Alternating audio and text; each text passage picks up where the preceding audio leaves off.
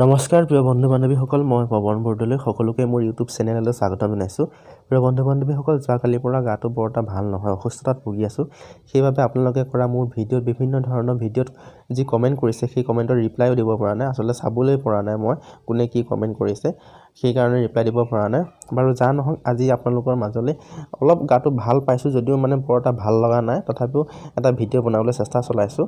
কাৰণ কালিৰ পৰা আজিলৈকে বহুত নটিফিকেশ্যন ওলাই গ'ল SLPRB অফিচৰ তৰফৰ পৰা বহুত নটিফিকেশ্যন আহিছে, কিন্তু এটা নটিফিকেশ্যন কম্বাইন কমন ৰিটেন এক্সামৰ কাৰণে যি ৰেজিষ্ট্ৰেশ্যন কৰিব দিছে, সেই ৰেজিষ্ট্ৰেশ্যনটো কেনেকৈ কৰিব লাগে বহুতো বন্ধু বান্ধৱীয়ে মোক ফোন কৰিছে, ফোন কৰি পেলাই সুধিছে যে পৱন দা আমি ৰেজিষ্ট্ৰেশ্যনটো কেনেকৈ কৰিম, অলপ আপুনি কৈ দিয়কচোন যদি আপুনি যদি কৰিলে ৰেজিষ্ট্ৰেশ্যনটো। সেয়ে ভাবিলোঁ এই সমস্যাটো আপোনালোকে হয়তো ভুগিব পাৰে বহুতে, কাৰণ যাৰ এটাতে ধৰি লওক যোনে কোৱালিফাইড কৰিছে তেওঁলোকৰ বাবেতো সমস্যা নহয়। যোনে 2-3টাত কোৱালিফাই কৰিছে, হয়তো গাৰ্ডছমেনত কোৱালিফাই কৰিব পাৰে বা APRত কোৱালিফাই কৰিব পাৰে, তেওঁলোকে যিহেতু এপ্লিকেশ্যন নম্বৰ দুটা ওলায়, এপ্লিকেশ্যন নম্বৰ দুটা ওলালে কেনেকৈ কি কৰিব, সেইকাৰণে মই ভাবিলোঁ আপোনালোকৰ মাজলৈ অসুস্থতা যদিও মানে ভিডিঅ'টো আগবঢ়াই দিওঁ, আপোনালোকে হয়তো উপকৃত হ'ব। আপোনালোকে প্ৰথমতে SLPRB অফিচলৈ যাব, গৈ পেলাই তাতে কম্বাইন ৰিটেন টেষ্ট যি আছে ইয়াতে কমন ৰিটেন এক্সাম পৰ্টেল, তাতে আপোনালোকে ক্লিক কৰিব। মই ক্লিক কৰি দিছোঁ। ক্লিক কৰাৰ লগে লগে এনেকৈ আহিব। আহি যোৱাৰ পিছত আপোনালোকে দেখিব ইয়াতে এপ্লিকেশ্যন নাম্বাৰ বুলি লিখিব, এপ্লিকেশ্যন নাম্বাৰ বুলি আহিব। এপ্লিকেশ্যন নাম্বাৰটো আপোনালোকে কি ক্লিক কৰিব, এতিয়াতো আপোনালোকৰ যদি দুটা আহে, ধৰি লওক আপোনাৰ যদি এপ্লিকেশ্যন নাম্বাৰ APRতো পাছ কৰি থৈছে, গাৰ্ডছমেনতো পাছ কৰি থৈছে, ABEBতো পাছ কৰি থৈছে, তেতিয়া আপোনালোকে কোনটো এপ্লিকেশ্যন নাম্বাৰ দিব। মই ৰাতিপুৱা এই যিটো হেল্পলাইন নাম্বাৰ আছিলে, হেল্পলাইন নাম্বাৰ ফোন কৰি সুধিছিলোঁ, তেওঁলোকে কৈছে আপোনালোকে যিকোনো এটা এপ্লিকেশ্যন নাম্বাৰ দি পেলাই ৰেজিষ্টাৰ কৰিব পাৰিব, তাৰপিছত আপোনালোকৰ এটা নতুন ৰেজিষ্টাৰ হেৰি আহিব, নতুন এপ্লিকেশ্যন নাম্বাৰ এটা আহিব বুলি ক'লে। বন্ধু বান্ধৱীসকল ক্ষমা কৰিব, মই কথাখিনি ভালকৈ ক'বও পৰা নাই, মোৰ মাতটো বৰ এটা ভাল লাগি থকা নাই, গাটো অসুস্থতাৰ কাৰণে। গম পাইছে চাগে কথাখিনি শুনি পেলাই, ভইচটো শুনি আপোনালোকে গম পাইছে চাগে। আৰু যা নহওক, এপ্লিকেশ্যন নাম্বাৰ এটা যিকোনো এটা এপ্লিকেশ্যন নাম্বাৰ আপোনালোকে দি দিব। যদি আপোনাৰ APRত আছে APRও এটা দিলেও হ'ব, বা গাৰ্ডছমেনৰ যিকোনো এটা দি দিব, একো সমস্যাত নুভুগে আপোনালোকে। যে এইটো নাভাবিব যে যদি মই গাৰ্ডছমেনতো দিওঁ APRতো মোৰ কেঞ্চেল হৈ যাব নেকি, বা ABEBতো দিলে APRটো কেঞ্চেল হৈ যাব নেকি, সেইটো আপোনালোকে ভুল নুবুজিব, কেঞ্চেল নহয় বাৰু। তাৰপৰা আপোনালোকে কেণ্ডিডেট নেমটো মাৰিব, কেণ্ডিডেট নেম মৰাৰ পিছত আপোনালোকৰ ডেট অফ বাৰ্থটো মাৰিব, আৰু যিটো ইয়াত কেপচা কোড আছে সেইটো মৰাৰ পিছত ৰেজিষ্টাৰ কৰিব। ৰেজিষ্টাৰ এইটো যি বুটাম আছে সেইটোত ক্লিক কৰি দিব। তাৰপিছত কি ওলায় সেইখিনি মই আপোনালোকক দেখাবলৈ চেষ্টা কৰিছোঁ। প্ৰিয় বন্ধু বান্ধৱীসকল, আপোনালোকে যেতিয়া ৰেজিষ্টাৰ কৰিব তেতিয়া আপোনালোকৰ এনেকুৱা এখন পেজত ওলাই যাব। প্ৰথমত আপোনালোকে এপ্লিকেশ্যন নাম্বাৰটো ওলাব, তাৰপিছত ৰোল নাম্বাৰটো ওলাব, তাৰপৰা নেম থাকিব আপোনালোকৰ, যিটো মোৰ নামটো ওলাই আছে, আৰু কেণ্ডিডেট ফাদাৰ নেম আহিব। তাৰপৰা মাদাৰ্ছ নেমটো আপোনালোকে এণ্ট্ৰি ধৰি লওক বঢ়াব লাগিব, তাত মাদাৰ্ছ নেমটো লিখিব লাগিব। তাৰপিছত আপোনালোকে কি আহিব ষ্টেপ বাই ষ্টেপ চাই যাওক।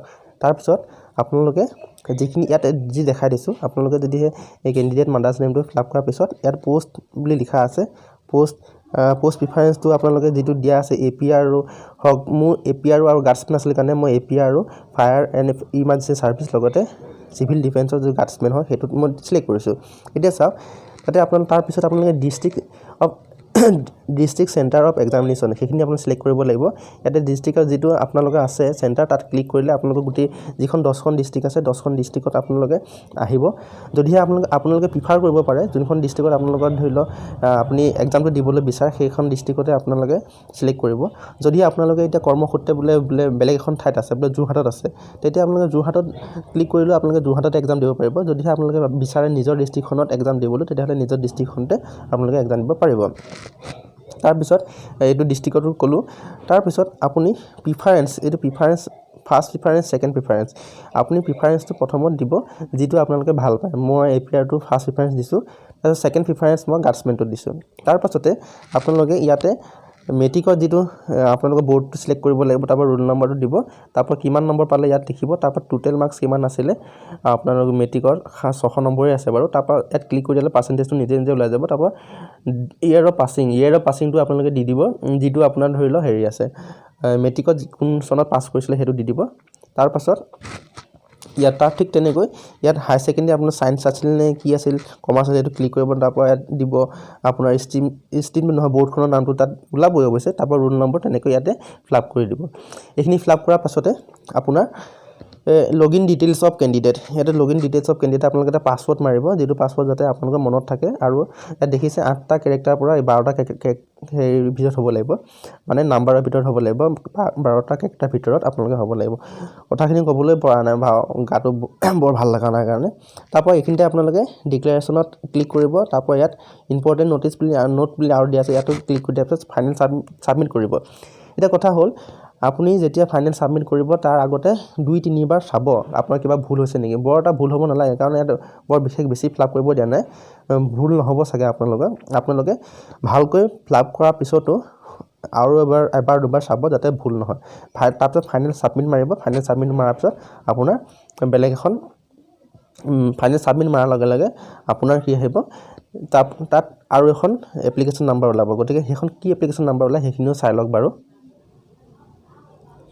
বন্ধু বান্ধৱীসকল যেতিয়া আপোনাৰ ফাইনেল ৰেজিষ্ট্ৰেশ্যন কৰিব যেতিয়া ছাবমিট কৰিব তাৰপিছত এনেকুৱা এখন আপোনাৰ ডিটেইলছত এখন কাগজ ওলাই যাব যিখনত আপোনালোকৰ নতুনকৈ CWT ইয়াত আছে CWT এপ্লিকেশ্যন নাম্বাৰ বুলি ওলাব আৰু এপ্লিকেশ্যন নাম্বাৰ বুলিও ইয়াত থাকিব গতিকে যেতিয়া ফাইনেল ছাবমিশ্যন কৰিব গোটেইখিনি ওলাই যাব আপোনালোকৰ গতিকে ইয়াত খেলি মেলি হ'ব নালাগে বুলি ভাবিছোঁ ইয়াতে চাওক মই ডিষ্ট্ৰিক্টত প্ৰিফাৰেঞ্চ কৰিছিলোঁ নগাঁও ডিষ্ট্ৰিক্টত আৰু প্ৰিফাৰেঞ্চ ইয়াত দিছোঁ AP আৰু ফায়াৰমেন এণ্ড ইমাৰ্জেঞ্চি ছাৰ্ভিচ তাৰ লগতে CDNHG গতিকে আপোনালোকেও এনেকৈ ৰেজিষ্টাৰ কৰিব যাতে ভুল নহয় চাব ফাইনেল ছাবমিট কৰাৰ আগতে 2-3 বাৰ গতিকে ভাবিলোঁ আপোনালোকৰ উপযোগী হোৱাকৈ যাতে আপোনালোকৰ খেলি মেলি নহয় সেইকাৰণে গোটেইখিনি দেখাবলৈ চেষ্টা কৰিলোঁ যিমান দূৰ পাৰিছোঁ দেখাবলৈ চেষ্টা কৰিছোঁ তাতো যদি কিবা ভুল ভ্ৰান্তি হৈছে আপোনালোকে আৰু এবাৰ বেলেগতো চাই ল'ব গতিকে আজিৰ ভিডিঅ'টো ইমানতে সামৰিছোঁ যেতিয়া গাটো ভাল হ'ব ভালকৈ সুস্থ হ'ম তেতিয়া ভাল ভিডিঅ' আপোনালোকৰ মাজলৈ আগবঢ়াম বুলি আশা ৰাখিলোঁ আজিলৈ ইমানতে সামৰিছোঁ ধন্যবাদ জয় অসম